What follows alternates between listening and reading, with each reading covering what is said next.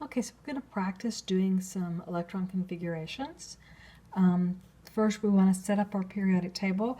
We're going to move helium and put it over here.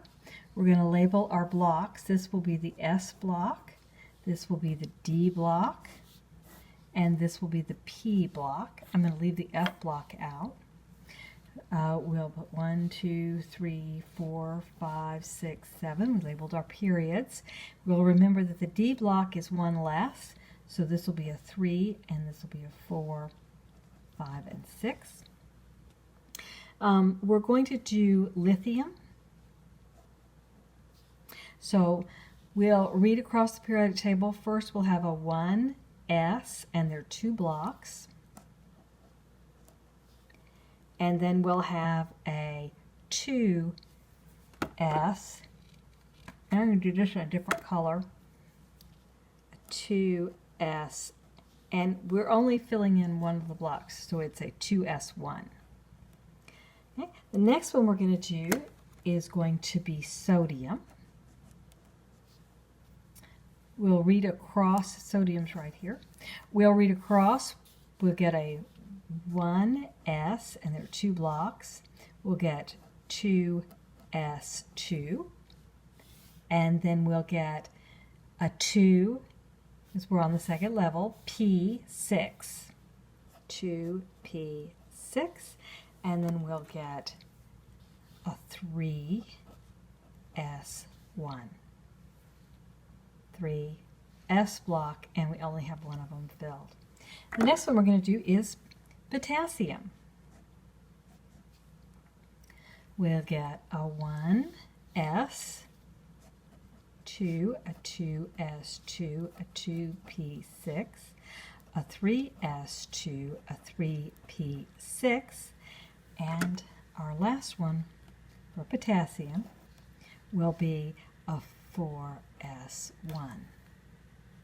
Now hopefully you've noticed I put it in a separate color just to make it really obvious. All of these that are in a column are ending with a 1s. They're in different energy shells, but they're all ending with 1s. That gives them the same characteristics. Those outer shell electrons will be the ones that are involved in chemical reactions.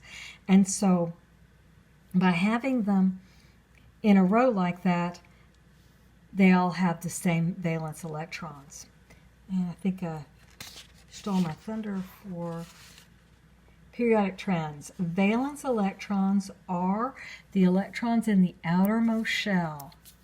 And they're the interesting ones to us because they're the ones that participate in chemical reactions and are responsible for the characteristics of the different elements. We can predict the valence electrons by just looking up an element on the periodic table.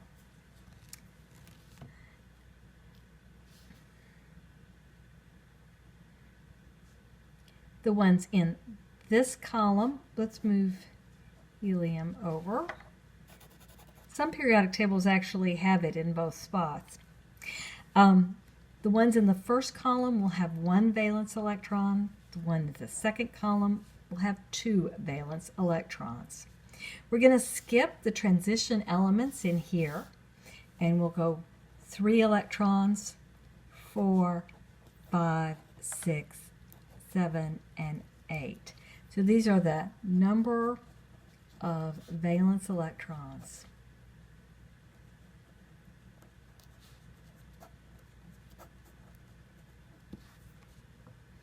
Okay. Now, that's not the only trend we've had on the periodic table. The periodic table is very useful. Size is something that we can predict from looking at the periodic table. As we go down a column, you'll notice that the size gets larger. Helium is very small, lithium's a bit bigger, sodium's even larger. So as atomic size as we go down the column increases. And that kind of makes sense because we're adding energy shells, we're adding electrons, we're getting bigger and larger molecules, or atoms, sorry. As we go across, we see sodium. Sodium has 11 protons and 11 electrons, and it's fairly large compared to chlorine and argon, which has, look at argon, 18 protons and 18 electrons. So we've gotten more protons and electrons, and yet the atom is getting smaller. What's happening here is the electrons are being held more tightly with the argon than with the sodium, and so sodium is larger. So across the row, we increase. We decrease.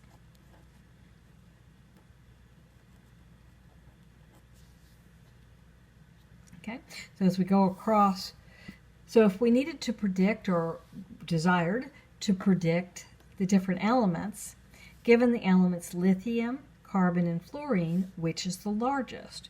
Well, lithium is here, carbon is here, and fluorine is here. Well, since the size decreases as we go across, we would expect lithium to be the largest. Given lithium and sodium, which is the largest? Well, now we're comparing something in the same column. As we go down the column, size increases, so we would expect sodium to be the largest there.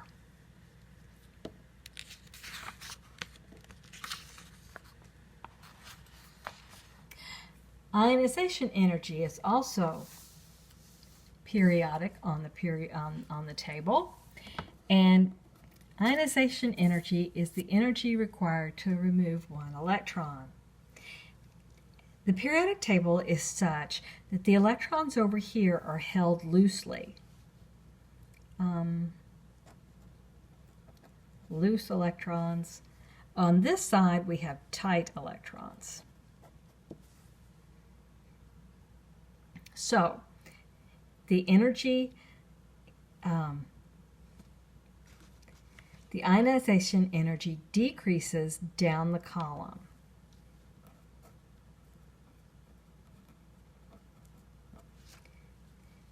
This electron over here is being held the most loosely.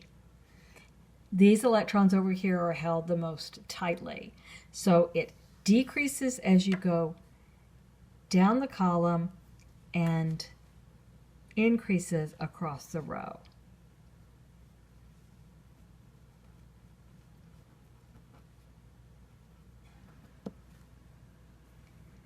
Metallic character is just the reverse. Metallic character is the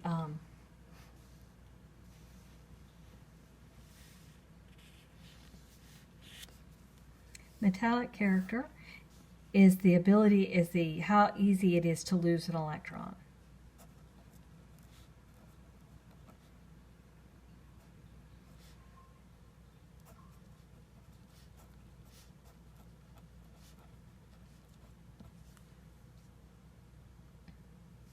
And metallic character increases as we go down and decreases as we go across.